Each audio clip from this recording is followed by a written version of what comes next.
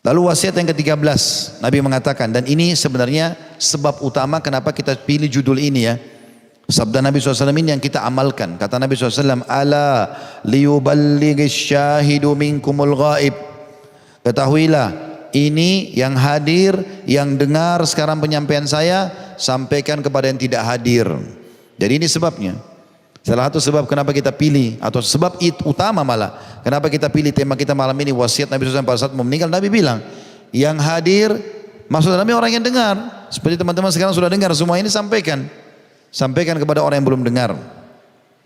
Farubba muballigin aw'a min sami'. Mungkin orang yang mendengar penyampaian bisa lebih faham daripada orang yang dengar langsung. Sampaikan saja. Allah punya cara menyampaikan kepada mereka nanti memahaminya, gitu kan. Ala hal ballagtu, bukankah aku sudah sampaikan, gitu kan. Kemudian itu wasiat yang ke-13. Wasiat yang ke-14 yang disampaikan Nabi SAW adalah perkataan beliau, ala la fadla li arabiyyin. Maaf, saya ulangi. Beliau mengatakan, ya ayuhan nas, hai sekalian manusia, di musim haji. Dan subhanallah, ini uniknya, pada saat ini Nabi SAW sampaikan di hari-hari tasyrik di Mina. Dan para sahabat mengatakan, pada saat Nabi sampaikan wasiat-wasiat ini, kan zaman dulu nggak ada mikrofon ya. Mereka mengatakan, Allah menyampaikan suara Nabi sampai ke rumah-rumah kami.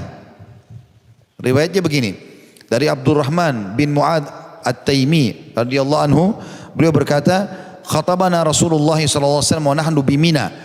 Fafutihat asma'una hatta kunna nasma'u ma yaqulu wa nahnu fi manazilina. Rasulullah SAW berkhutbah kepada kami pada saat kami berada di Mina.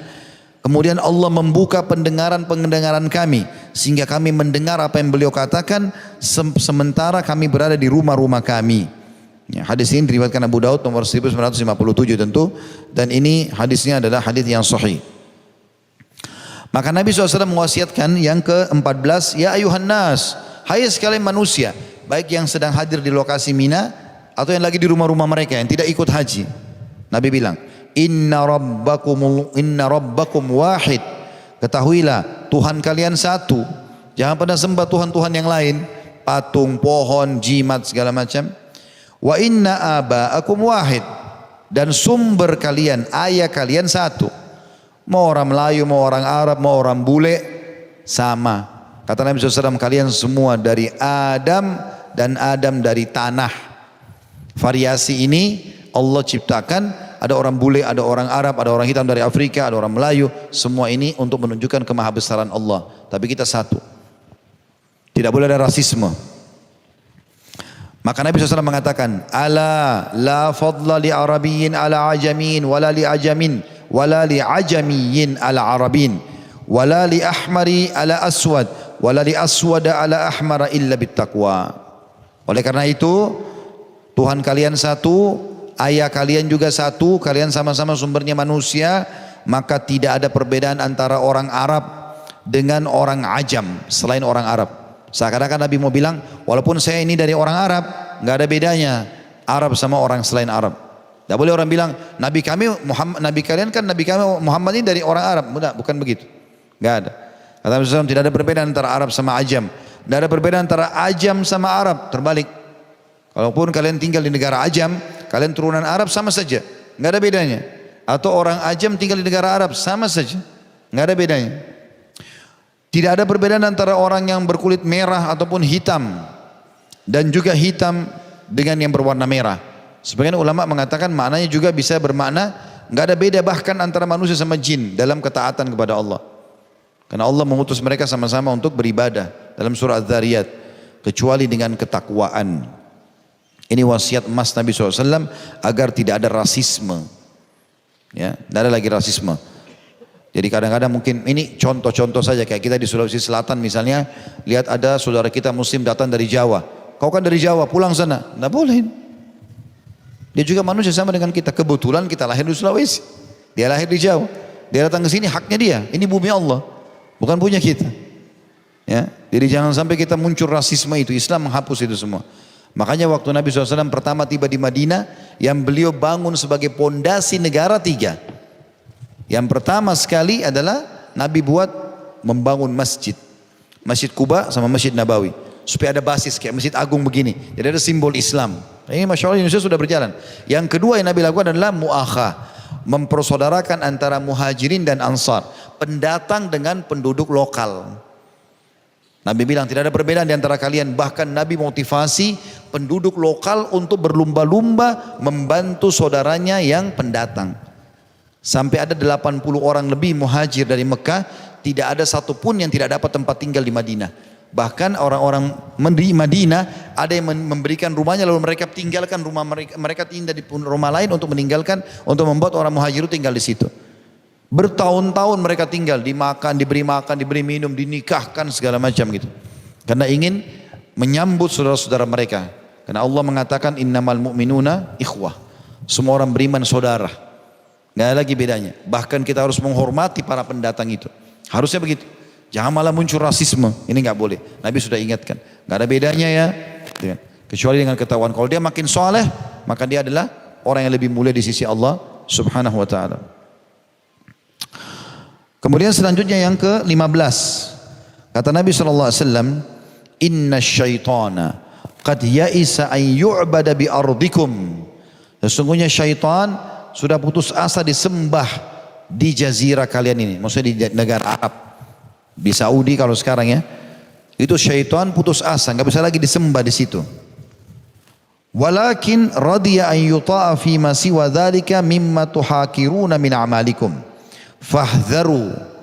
Tetapi dia rela untuk ditaati selain daripada itu dari amal-amal perbuatan yang kalian remehkan. Oleh karena itu hati-hatilah, waspadai godaannya. Inni qad taraktu fikum ma in i'tasamtum bihi falan tadillu abada, kitabullah wa sunnatan nabiyhi. Aku telah meninggalkan kalian supaya tidak sesat, supaya tidak ribut, supaya tidak bertengkar, supaya tidak ada rasisme, supaya rajin beribadah, tidak tergoda oleh syaitan. Dua perkara. Kalau kalian pegang teguh pada keduanya, kalian tidak akan sesat. Kitabnya Allah Al-Quran dan sunnah Nabinya alaihi salatu wassalam. Yang ke-16, wasiat Nabi SAW.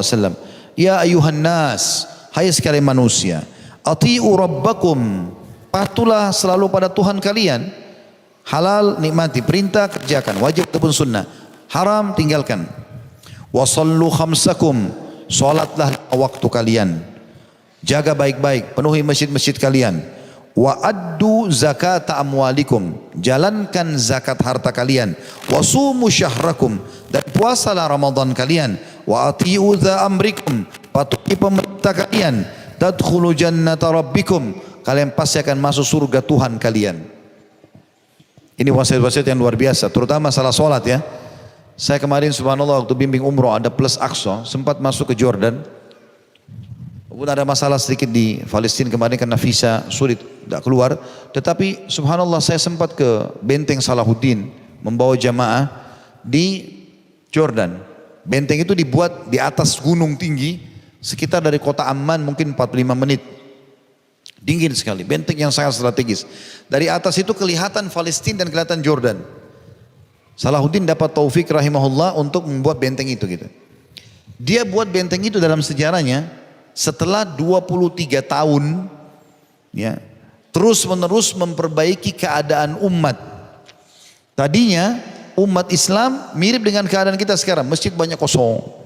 Yang sholat mungkin satu saf, dua saf. Ya. Sedikit sekali. Maka Salahuddin terus memperbaiki keadaan umat 23 tahun.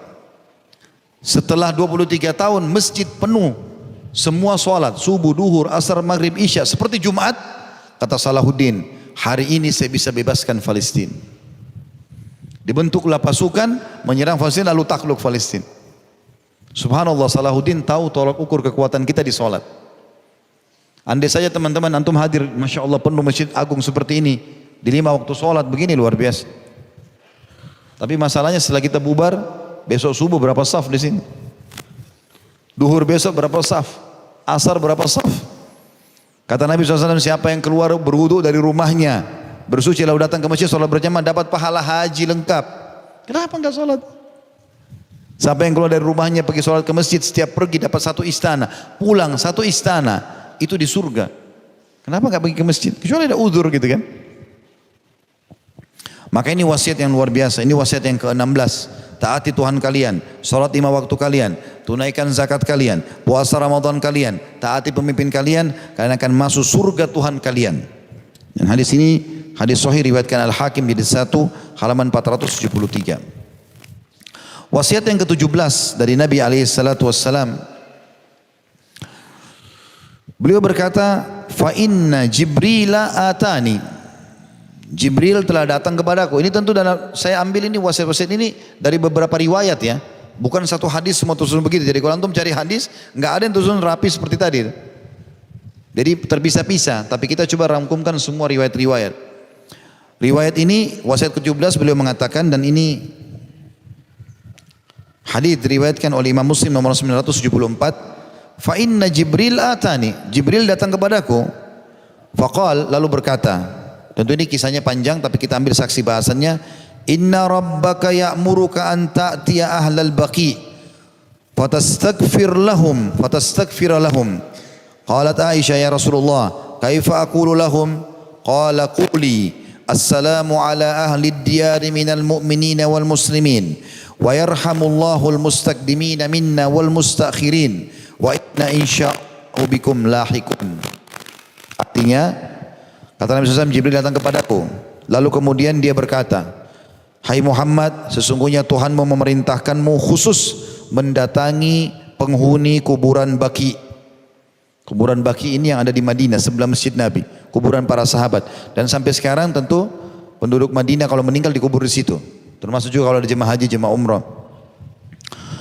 Dalam rangka meminta ampun untuk mereka. Maka Aisyah berkata, ya Rasulullah, kalimat apa yang aku ucapkan pada saat aku menziarahi kubur mereka? Dan ini dalil bolehnya wanita menziarahi kubur ya. Tetapi bukan dijadikan sebagai rutinitas. Yang lebih tegas larangan ulama adalah kalau mereka mengantar jenazah. Itu dilarang wanita-wanita gitu kan. Batasannya sangat tegas masalah itu. Tapi kalau menziarahi kubur masih ada yang membolehkan. Terbukti Aisyah mengatakan dalam riwayat ini, dalam riwayat Imam Muslim, kalau aku menziarahi mereka kuburan Baqi, apa yang aku ucapkan? Kata Nabi SAW, ucapkan wahai Aisyah, assalamu ala ahli diyar, semoga keselamatan tercurahkan kepada penghuni kuburan, minal mu'minin wal muslimin, dari orang-orang beriman dan orang-orang muslim, wa yarhamullahul mustaqdimina minna, dan semoga Allah melimpahkan rahmat kepada orang-orang yang terdahulu dari kami, wal mustakhirin, dan orang-orang yang akan menyusul. Wa inna insya'allahu bikum lahikun, dan kami dengan izin Allah akan menyusul kalian. Jadi wasiat yang 17 ini adalah wasiat dari wasiat dari Allah Subhanahu wa taala kepada Nabi Muhammad SAW untuk menziarahi dan mendoakan penghuni kuburan Baqi. Pelajarannya adalah teman-teman, di sini ada 2 pelajaran. Pelajaran yang pertama, keutamaan bagi orang yang dikubur di kuburan Baqi, dan semoga insyaallah kita termasuk di situ. Karena kuburan Baqi ini kuburan yang mulia. Kata ulama, termasuk satu-satunya kuburan yang Nabi disuruh oleh Allah untuk doakan. Nabi mengatakan karena disuruh mohon ampun, ya Allah ampunilah penghuni Baqi. Dan kalimat ini, doa ini berlaku sampai hari kiamat. Kalau ada orang dikubur hari ini pun, kena doa Nabi SAW, diampuni. Dan itu hanya kuburan Baqi, tidak ada kuburan yang lain. Itu kuburan ada di kota Madinah gitu kan. Dan memang meninggal di kota Madinah sendiri punya keutamaan. Karena kata Nabi SAW, man istata'a minkum an yamut fil Madinah falyamut. Siapa yang bisa meninggal di Madinah, meninggallah. Artinya dia mohon supaya dia akhir hidupnya di Madinah, meninggal.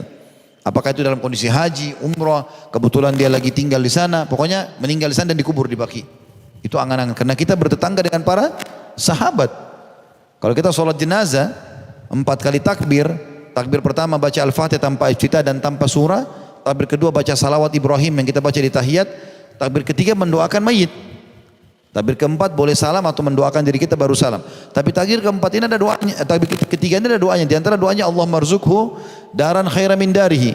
Ya Allah karuniai si mayit ini tempat tinggal lebih baik daripada tempat tinggalnya di dunia. Maksudnya kuburannya jadi taman dari taman surga. Supaya lebih baik dari istananya, rumahnya di dunia. Wa ahlan khairan min ahlihi. Keluarganya lebih baik daripada keluarganya. Wa jaran khairan min jirani. Ini saksi bahasan kita. Dan tetangga lebih baik daripada tetangganya. Jadi lebih baik kita daripada tetangga dengan para sahabat.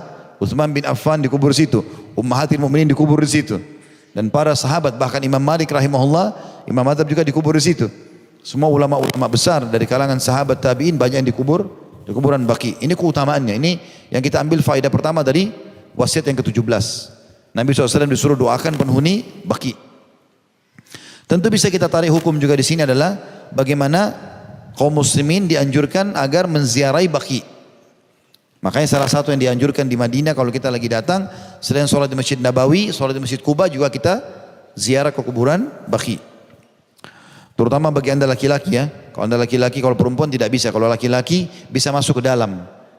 Biasanya kalau habis sholat di Masjid Nabawi, satu waktu anda ke sana insya Allah, habis sholat selalu ada as-sholat ayal mayyit, sholat untuk mayit. Habis sholat segera langsung kejar jenazah itu, ikuti. Nah, biasanya kalau kita ikuti, kalau habis subuh atau habis maghrib, habis isya, biasanya dibuka pintunya. Kita bisa masuk dan kita bisa ziarah langsung ke dalam dan melihat bagaimana proses penguburan atau pemakaman sesuai dengan sunnah Nabi SAW. Pelajaran yang kedua kita ambil adalah disunnahkan mendoakan setiap menziarahi kubur dengan doa ini: assalam, keselamatan, ala ahli diyar, kepada penghuni kuburan, minal mu'minina wal muslimin, dari orang beriman dan orang-orang muslim, wa yarhamullahul mustaqdimin minna, semoga Allah merahmati orang-orang yang terdahulu di antara kami, maksudnya yang sudah meninggal, wal mustakhirin, dan yang akan menyusul, wa inna insyaallah bikum lahiqun, dan kami akan menyusul kalian nanti. Ini dua-dua dianjurkan untuk dibaca pada saat kita ziarah kuburan. Wasiat yang ke-18, Nabi SAW berkata, tapi ini terjadi setelah pulang haji. Beliau mendatangi kuburan Baqi, kemudian kata para sahabat yang meriwayatkan hadis, kami melihat Nabi SAW seakan-akan ya mengucapkan selamat tinggal kepada orang yang hidup dan juga orang yang sudah meninggal. Gitu. Nanti beliau mengucapkan salam-salam terakhirnya kepada ahli kuburan Baqi, karena beliau juga akan meninggal. Karena sering kali beliau ziarah kuburan Baqi, mengucapkan salam dan mendoakan mereka, dan juga bagi yang hidup. Pada saat musim haji sebelumnya beliau mengatakan, mungkin aku tidak akan bertemu dengan kalian mulai hari ini. Di sini wasiat ke-18 beliau mengatakan, naik di atas mimbar lalu beliau mengatakan, inni baina aidikum faratun lakum wa ana syahidun alaikum wa inna mau'idakumul haud. Sesungguhnya aku akan mendahului kalian nanti. Sesungguhnya aku akan menjadi saksi buat kalian. Selama kalian masih dalam keadaan iman, mengikuti risalah-risalah yang aku bawa, wahyu, maka aku akan coba menolong kalian. Gitu kan? Dan pertemuan kita yang sebenarnya dan akan abadi setelahnya adalah di Haud. Ini wasiat yang ke-18. Nabi SAW memastikan kita semua akan bertemu dengan beliau dan ketemu kita nanti di Haud. Haud itu adalah telaga Nabi. Jadi Nabi SAW mengatakan, aku akan diberikan Haud, telaga di mahsyar, yang sumber mata airnya dari surga. Canteng-cantengnya tempat minumnya itu sejumlah bintang di langit, miliaran. Dan perjalanannya luasnya perjalanan sebulan. Lebar, panjang semuanya sebulan. Kita jalan 1 bulan, begitu lebarnya. Siapa yang minum darinya seteguk tidak akan pernah haus selamanya. Orang yang akan minum dari Haud Nabi SAW adalah orang yang komitmen mengikuti sunnah beliau. Lolos dari timbangan amal, sebelum masuk surga minum dulu di Haud Nabi SAW. Dan akan ada orang-orang yang dihalangi. Makanya Nabi SAW mengatakan dalam hadis lain, aku akan tunggu kalian di Haud, dan mimbarku berada di tengah-tengah Haud, maksudnya tempat aku duduk dan berdiri melihat kalian. Lalu semua orang yang datang aku berikan minum dari Haud itu. Nanti akan ada beberapa orang yang datang lalu dihalangi untuk datang kepadaku. Lalu aku mengatakan, wahai Tuhanku, usayhabi, sahabat-sahabatku nih, aku tahu mereka nih, mereka sempat syahadat pada masa hidupku. Maka kata para malaikat, Allah perintahkan menyampaikan kepada Nabi SAW, sesungguhnya kau tidak tahu hai Muhammad apa yang mereka lakukan sepeninggalmu. Mereka telah meninggalkan agamamu. Maka kata Nabi SAW, sungguh celaka dan menjauhlah orang-orang yang meninggalkan agamaku. Ini tentu bukan turun kepada sahabat-sahabat yang mulia seperti Abu Bakar, Umar dan seterusnya seperti orang Syiah bilang. Berarti sahabat-sahabat ini kafir, bukan. Ini adalah orang-orang yang memang masuk Islam setelah pembebasan kota Mekah dan perang Tabuk, mereka syahadat, mereka pulang kampungnya. Cuma karena ketakutan dengan muslimin. Begitu Nabi meninggal mereka murtad semua. Yang dikenal dengan mani'uz zakah. Orang yang menolak bayar zakat gitu kan. Yang Abu Bakar pelangi mereka. Nah ini yang dimaksud gitu. Juga Nabi SAW pernah mengatakan, aku ingin sekali ketemu dengan saudara-saudaraku. Kata para sahabat, kami saudara-saudara anda ya Rasulullah. Kata Nabi, bukan, kalian sahabat-sahabatku. Saudara-saudaraku nanti yang akan datang sepeninggalku. Waktu aku sudah meninggal, nanti aku akan ketemu sama mereka. Kata para sahabat, ya Rasulullah, bagaimana anda mengenal mereka? Sementara anda akan ketemu mereka di mahsyar. Makna hadisnya, anda akan ketemu di sana. Bagaimana mengenal mereka? Pertama kali kita ketemu Nabi nanti di sana. Kata Nabi SAW, aku mengenal mereka dari cahaya yang keluar dari tempat-tempat uduk mereka. Dalam riwayat lain kata Nabi, siapa yang bisa memanjangkan jangkauan uduknya, lakukanlah supaya cahayanya lebih panjang. Misal batas minimal pergelangan, lebihkan. Batas minimal siku, lebihkan. Batas minimal mata kaki, lebihkan. Supaya cahayanya lebih banyak hari kiamat. Setiap batal uduk lagi. Selalu begitu. Nabi akan mengenal seperti itu. Ini maknanya kita akan bertemu dengan Nabi SAW insya Allah di akhirat nanti. Dalam riwayat lain luar biasa ini. Waktu Nabi SAW sakit keras. Dan saya coba kalau kita bayangkan pada saat itu betapa sedihnya memang ya. Digambarkan begitu sedihnya para sahabat waktu Nabi sakit keras, nggak keluar ngimami sholat. Sahabat sudah ketakutan kalau Nabi meninggal gimana nih? Orang yang sangat dicintai, pemimpin mereka, wahyu turun. Ada masalah apa mereka tinggal bilang, Nabi terima wahyu, Jibril datang bawa ayat, meluruskan kesalahan mereka, memberikan mereka solusi gitu kan. Lalu orang pada nangis-nangis. Nabi SAW dengar itu. Allah berikan beliau kekuatan lalu beliau naik di atas mimbar. Setelah beliau puji Allah, beliau baca salawat, banyak wasiat beliau, tapi beliau mengatakan begini, di antaranya, wahai sekalian manusia, jangan kalian sedih, karena pertemuan kita yang sebenarnya di haudku. Kita bisa sekarang nih, saya meninggal, kita akan ketemu di sana. Yang penting komitmen, jaga sunnahku, itu saja. Karena sudah tahu ini halal, nikmati, ini perintah kerjakan, ini haram, jauhi, selesai. Sampai kalian meninggal, kita akan ketemu di sana, seperti itulah. Wasiat yang ke-18, beliau mengatakan, tentu masalah haud ini tadi beliau mengatakan yang ke-18, so inni faratun alaikum wa ana syahidun alaikum wa inna mau'idakum al-haud wa inni wallahi la anzuru ila haudil an maqami hadza. Beliau mengatakan kita akan ketemu di haud dan sesungguhnya demi Allah kata Nabi, aku sekarang diperlihatkan haudku itu. Sementara aku sampaikan kalian, ini salah satu mukjizat Allah SWT kepada Nabi SAW. Beliau bisa lihat haudnya pada saat itu. Diperlihatkan padahal nanti hari kiamat baru didatangi gitu. Yang ke-19 beliau mengatakan wa inni qad utitu mafatiha khazainal ard au mafatihal ard, dan ketahuilah aku telah diberikan semua kunci-kunci kekayaan bumi, dan atau riwayat lain atau perkataan lain adalah semua kunci-kunci bumi. Ini diantara ulama ada yang mengatakan adalah kekayaan-kekayaan bumi akan dikuasai oleh umat Islam. Ada riwayat lain Nabi SAW mengatakan sesungguhnya aku diperlihatkan kerajaan umatku memenuhi bumi, memenuhi daratan dan lautan, gitu kan? Dan memang pada saat kita kan sekarang teman-teman sekalian tidak menguasai dunia umat Islam cuma 95 tahun saja. Yang lalu-lalu kita menguasai dunia dan ini sering saya sampaikan. Kalau yang sering hadir di tabligh akbar tahu yang apa yang saya sampaikan ini kan? Karena setelah Nabi SAW hijrah ke Madinah, mulai tahun 1 Hijriah dihitung. 11 tahun Nabi berjaya, seluruh jazirah Arab takluk dan kerajaan Islam berdiri. Hukum Islam diterapkan. Datang Khulafaur Rasyidin, Abu Bakar 2 tahun, 11 sampai 13, Umar 13 sampai 23, Utsman 23 sampai 37, Ali 37 sampai 40, Khulafaur Rasyidin. Ini semua jazirah Arab, bahkan Persia tahun 16 Hijriah, negeri Syam tahun 15 Hijriah, Mesir di Afrika tahun 20 Hijriah takluk semua di zaman Umar. Jadi setengah dunia kita kuasai di zaman Khulafaur Rasyidin. Datang dinasti Umayyah, pusatnya di Damaskus, ibu kota Syria. Itu kejayaan kita setengah dunia dan terus kita berkembang sampai kita sudah punya kapal-kapal perang lautan. Waktu itu belum ada. Yang buat pertama Utsman bin Affan, tapi berkembang terus di zaman Umayyah. Sampai di zaman inilah keluar masa-masa kejayaan, gitu kan? Keluar Imam Malik, keluar para ulama-ulama tabi dan seterusnya. Ada Abbasiyah setelah itu. Setelah runtuh Umayyah tahun 40 sampai 132 Hijriah, ada Abbasiyah 132 sampai 656 Hijriah. 656 Hijriah, kita sekarang 1441. 656 Hijriah ini runtuh Abbasiyah oleh tangan Mongolia. Tapi pada saat itu berdiri kerajaan Islam yang lain namanya Utsmaniyah di Turki. Dan Utsmaniyah terus berjaya lebih lama daripada Abbasiyah, ratusan tahun, sampai tahun 1924 Masehi. Sekitar 95 tahun yang lalu diubah oleh Kemal Atatürk dari kerajaan Islam diubah jadi republika. Disitulah baru Islam terpecah-pecah, masing-masing punya negara sendiri. Pada awal kita bersatu dan pada saat itulah kita tidak menguasai dunia. Sebenarnya dulu perekonomian, peradaban, semua kita kuasai dan 1300 tahun lebih kita berkuasa. Ini sayang umat Islam banyak kehilangan informasi ini gitu ya. Ini wasiat Nabi SAW bahwasanya saya telah diberikan kekayaan itu dan kita akan kembali menguasai dunia nanti di akhir zaman.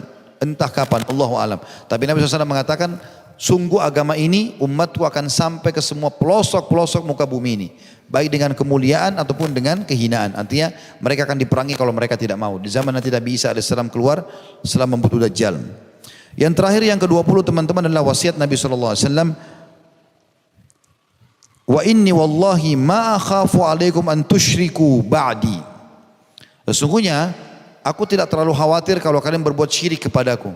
Maksudnya bahkan banyak umatku nanti dai-dai, ulama-ulamanya akan menyampaikan enggak boleh syirik gitu. Walakinni akhafu alaikum ad-dunya an tanafasu fiha. Tapi yang aku khawatirkan dari kalian nanti yang paling merusak hubungan kalian satu sama yang lain adalah kalian saling berebut dunia. Jabatan, harta, saling menjatuhkan. Wa taqtatilu fatahliku kama halaka man kana qablakum. Maka kalian saling bunuh-membunuh gara-gara itu. Dan akhirnya kalian binasa sebagaimana binasanya orang-orang sebelum kalian. Subhanallah, di zaman Umar bin Khattab pernah waktu Persia takluk tahun 16 Hijriah, banyak ghanimah. Di antaranya gelangnya Kisra. Gelangnya Kisra, mahkotanya, kemudian pedangnya. Kisra ini orangnya tinggi besar, gelangnya besar sekali gitu. Kemudian juga di antara harta rampasan perang di Kisra yang pada saat itu mujahidin sebenarnya bisa bagi. Gadimah ini harta rampasan perang dibagi menjadi 5 bagian. 1/5 untuk Allah dan Rasulnya diserahkan pada pemimpin, pemerintah nanti mereka yang bagi. 4/5-nya dibagi kepada para mujahidin. Tapi waktu itu jumlah mujahidin yang masuk ke Persia hanya 12.000 orang. Persia negara yang besar, kekayaan banyak. Maka ada beberapa harta mujahidin pikir kita nggak perlu, kasih aja kepada Amir Mukminin. Di antaranya gelangnya Kisra, pedangnya, topi mahkotanya emas semua. Dan ada karpet. Diceritakan dalam buku-buku sejarah, karpet ini itu tidak bisa kita gambarkan atau dibentuk sekarang mungkin ya. Karena digambarkan sifatnya adalah karpet itu sangat tebal. Dan di dalamnya kalau lagi ditebar itu seperti ada kebun-kebun. Bagaimana Allah alam? Kisra hanya taruh itu di musim salju. Karena mereka di sana ada dingin, musim dingin salju. Kalau lagi dingin, Kisra buka itu seperti seakan-akan dia berada di musim semi. Itu besar sekali. Lalu digulung oleh para sahabat, dikirim ke Madinah, dibawa.